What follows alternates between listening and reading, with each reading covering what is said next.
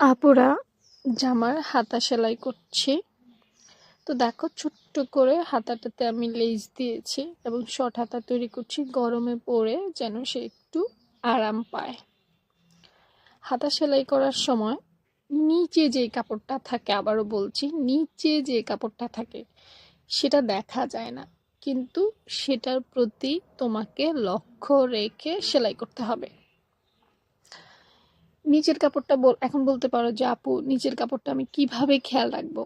দেখো, নিচের কাপড়টা চোখ দিয়ে হয়তো দেখা যায় না, কিন্তু তোমাকে নিচে কতক্ষণ পর পর উল্টিয়ে দেখতে হবে বা হাত দিয়ে দেখতে হবে দুটো মাথা ঠিক আছে কিনা। কারণ নিচের কাপড়টা বেশিরভাগ ক্ষেত্রেই ফিনিশিং হতে চায় না, ছোট ছোট ভাঁজ পড়ে, ফুলা পড়ে। এই নানা ধরনের সমস্যাগুলো কিন্তু হাতা লাগাতে গেলে হয়। তোমাদের হয় কিনা আমি জানি না, শুরুর দিকে আমার হতো।